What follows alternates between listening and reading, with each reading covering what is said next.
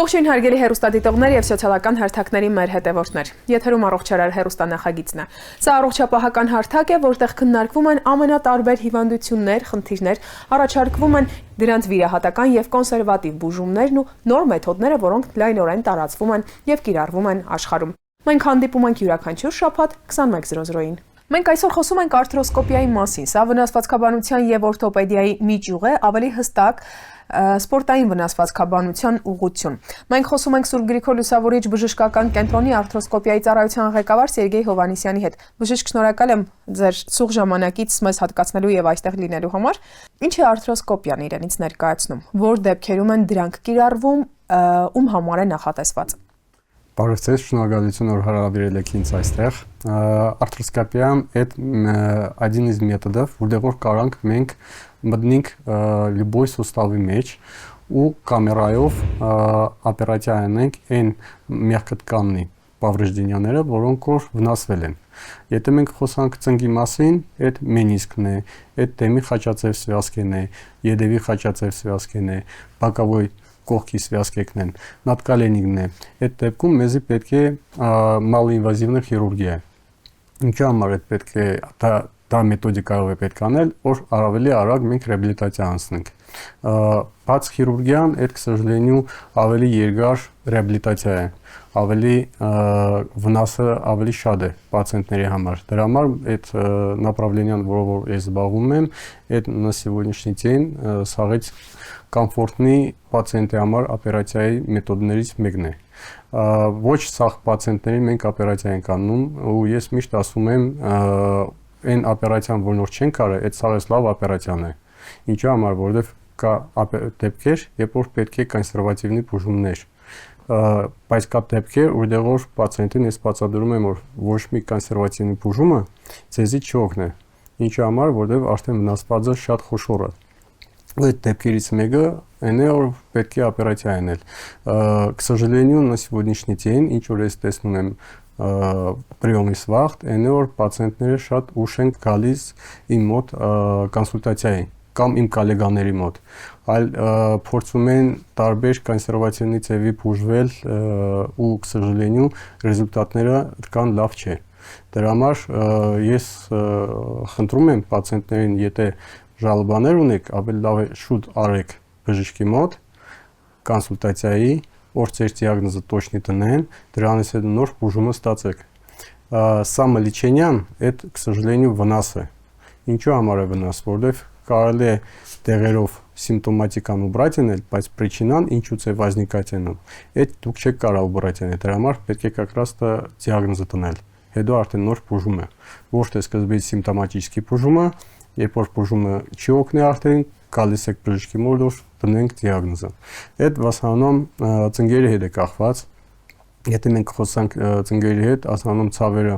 այս внутренний поверхностный է, այդ повреждение մենիսկի հետ է։ Պացիենտները երկար ժամանակ терпеть են անում, մինչև այն դեպքը, երբ որ արդեն չի կարելի գիշերային ցավեր ունենում, ու այդ վաղ արդեն իրանք մտածեն, որ պետք է գալ բժշկի մոտ։ Ուսերի հետ достаточно բարդ խնդիրներ է, որովհետև ուսերը в основном սկզբից травмировать են անում բիցեպսը, դրանից հետո արդեն подлопаточный մգանն է փոխվում, դրանից հետո նադոսный մышцան է փոխվում ու фактически ուսը արդեն նորմալ չի աշխատում, то есть թևը չի կարելի ետև տանել, վերև հանել, այս упражнение-ի վաղտը ցավեր ենք ունենում այստեղ, դրանից խիստ խնդիրներ է եղնում, իսկ ժամանակին, եթե ժամանակին պացիենտները կան, դիագնոզը տնենք ճիշտ, այդ в основном лечебной физкультурայով կարելի է բուժել, ոչ թե տեղերով, այլ лечебной физкультурայով, ԼՖԿ-ով։ Այդ շատ կարևոր направление, որն որ պետք է զարգացնել։ Ինչու համար, որովհետև лечебной физкультурան в основном մեզ պետք է օպերացիայից առաջ ու օպերացիայից հետո։ До операции մենք лечебной физкультурой назначать ենք անում սիմպտոմատический լечениան ու բիոմեխանիկան ուսի կամ ծնկի կարելի է քիչ փոխել, ու այդ սիմպտոմները կարելի է убрать անել։ Իսկ օպերացիայից հետո մեզ պետք է որ разработка անենք суставը։ Դրա համար միշտ ես ասում եմ, որ օպերացիայի վաղ մենակ օպերացիան չէ, որ մենք օպերացիա ենք անում, допустим, ծունկը, մենիսկը 20 րոպե կամ связкեն մի ժամ,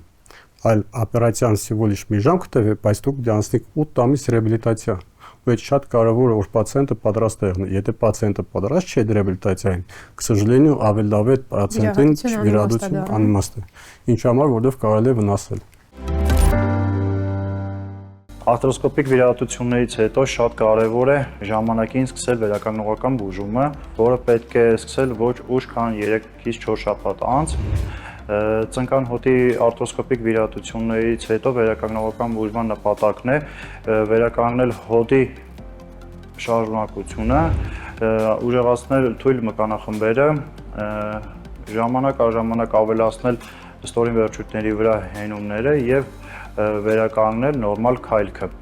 Իսկ ուսահոդի դեպքում վերականգնողական բուժման նպատակն է վերականգնել վերին վերջույթի շարժունակությունը, որպեսզի պացիենտը կարողանա ինքնասպասարկել։ Ամեն պացիենտի համար մշակվում է վերականգնողական բուժման անհատական պլան։ Վերականգնողական բուժման տևողությունը կախված է պացիենտի վիճակից եւ պացիենտի օրգանիզմի արձագանքից։ Սպորտսմենների դեպքում վերականգնողական բուժումը արտրոսկոպիկ վիրահատությունից հետո պետք է սկսել 3-ից 4 շաբաթ հետո, որպեսզի չկորցնեն մկանային ուժի ծավալը, կարողանան շուտ վերադառնալ իրենց սպորտաձև։ Արտրոսկոպիկ վիրահատությունից հետո վերականգնողական բուժմանը ուժ դիմելու հետևանքով առաջանում են մկանային թուլություն, հոդի շարժունակության վատացում, քայլքի, բիոմեխանիկայի խնդիրներ, ցավեր, նաև շարժման սահմանափակումներ է լինում։ Վերականգնողական բուժման կարող են դիմել նաև այն մարդիկ, ովքեր ունեն կեցվածքի շեղումներ, ողնաշարում ցավեր, ճողվածքներ, նաև կատարում ենք հետվիրահատական վերականգնողական բուժում, ինսուլտից հետո վերականգնողական բուժում։ Այսինքն արտրոսկոպիան զբաղվում է խոշոր հոդերով միայն։ Չէ, արտրոսկոպիան զբաղվում է любой հոդերով։ Вообще артроскопиан это ինչ է, այդ методы, որն որ կարելի է մտնել суставի մեջ, артро это сустав, скопия смотреть. Артроскопия смотреть сустав, то есть նայել суставի մեջ։ Ու նախքան մոմենտով любой сустав կարելի է артроскопия անել։ Ինչ կասается, голеностопный, колено, тазобедренный, кисть, локтевой, плечевой сустав. Челюстно-лицевые также делают работу по артроскопии верхней челюсти. Բժիշկ, խոսում ենք սպորտային վնասվածքաբանության մասին, այսինքն այս բոլոր խնդիրները, որոնք դուք թվարկում եք, բնորոշ են միայն մարզիկների։ Չէ, ճիշտ չէ, այդ մտածելությունը կա երկու ձևի տրավմա։ Առաջի տրավման մեթոդը բոլոր սպորտսմենների հետ է կախված, այդ в основном спортивная травматология հետ է կախված, բայց կա возрастные տարեկան измененияներ, բոլոր կախված է արդեն տարեկի հետ, питание суставի, սուխաժիլյանների հետ, ու այդ մենակ մենք ջայել մարկանց չենք օպերացիային է, այլ достаточно տարիքներով մարկանց էլ են օպերացիայինում, ինչու համար, допустим, եկել են մենիսկի հետ խնդիր ունեն։ Այդ մենիսկը մենք ավելի լավ է մի սախրանից ենք, որ 10-ից 15 տարի հետո մարդը չկայանի հարցի դեմ, որ պրոթեզ տրվի։ Իսկ եթե սիմպտոմատически լечение են իրանք իրենց նշանակում, մի 5-6 տարի տանջվելով ցավերով կաբրին, դրանից հետո որոշել են որ պետք է բուժվել, գալիս են մեր մոտ, արդեն ես նայում եմ ու ասում եմ որ ներողություն, բայց այդտեղ արդեն պետք է էնդոպրոթեզирование անել։ Այդ դեպքում արդեն ես ցեզի չեմ կարող օգնել, որովհետև ես узконаправленный специалист եմ, որոնք զբաղվի առաջի հերթին восстановительной хирургиայով, ոչ թե էնդոպրոթեզированиայով։ Ու արդեն դաշը ուղղում եմ ուրիշ բժշկի մոտ, որը узконаправленно զբաղվում է էնդոպրոթեզированиայով։ Բավական մեծ փորձառություն ունեք նաև Ռուսաստանի Դաշնությունում աշխատելու։ Եթե համեմատության մեջ ենք վերցնում այնտեղ ու այստեղ մարդկանց դիմելիությունը ժամանակին է լինում, թե ժամանակին չէ լինում եւ ի տարբերություն այնտեղի Հայաստանում ավելի շատ որ խնդիրներն են հանդիպում։ Առաջի խնդիրը, որն որ կախված է Ռուսաստանի հետ, այդ այնը որ այնտեղ պացիենտը ավելի շատ ինֆորմирован է։ Ինֆորմированность как раз-то благодаря ձեզի Ինչի համար, որովհետև պացիենտները ավելի շատ հետաքրքրվում են, ավելի շատ կարդում են, ավելի շատ լսում են, նայում են ու դրանով իրանք հասկանում են, իրանք խնդիրը մեծնախնդիրը որ պետք է բժշկի մոտ գալ։ Ինֆորմացիոնный սեգմենտը Ռուսաստան ավելի շատ է, քան Հայաստան նախքան մոմենտով։ Ինչ որ կասается դեպքերը,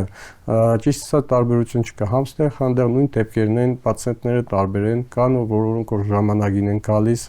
в основном даже Հայաստան եթե վերցնում ենք, մենք սրեդնի սպորտսմենը, որն որ կարևոր չէ, պրոֆեսիոնալնի սպորտսմենը, թե լյուբիցիլսկի սպորտով է զբաղվում։ Իրանք գիտեն, որ եթե տրավմա են ստացել, ում պետք է обратиться եղնել։ В основном, որոնք որ մեծ պլյուս 45 պլյուս տարեկան մարդիկ, իրանք արդեն խնդիրները երկար են ցկցկում, ինչի համար, որտեղ, к сожалению, իրանք մտածում են, որ само пройдет по себе. Это не так, к сожалению. У այդ սեգմենտն է, որն որ նախքան մոմենտով մեր մոտ խնդիր է։ Սպորտսմենների հետ մենք խնդիր չունենք։ Իրանք տրավմա են ստացել, իրանք գիտեն, որ պետք է գալ անպայման դիագնոզ уточнить անել, դայշը կարելի է պարաբել թե չէ, արդեն դրանից հետո պետք է արդեն քսել։ Իսկ վերականգնողական ինչ ժամանակահատված են անցնում նույն մարզիկները, որպեսզի վերադառնան սպորտին եւ արդյոք այս վիրահատություններից հետո թույլատրվում է իրենց մեծ սպորտ վերադառնալ։ Անպայման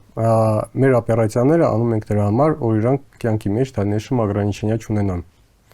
Առանց մինիսկի կամ առանց դեմի խաչածավի սվյազկա կարելի է ապրել, բայց ограничениաներով։ Իսկ իմ գործը այն է, որ առաջինը ограничениաները убрать ենք։ Մոտ 8 ամիս հետո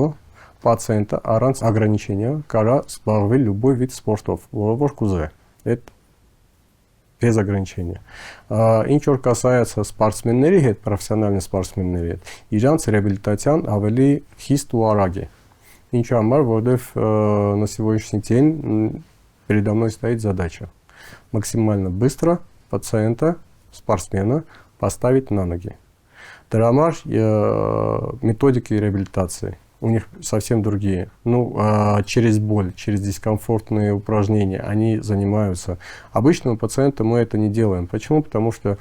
обычный марта իրան պետք է 4 ամիս հետո ինքը ելնի արդեն на чемпионат Европы, допустим. А спортсмен всю жизнь идет к этому. И у него через 4 месяца чемпионат Европы. Он должен выйти и выиграть.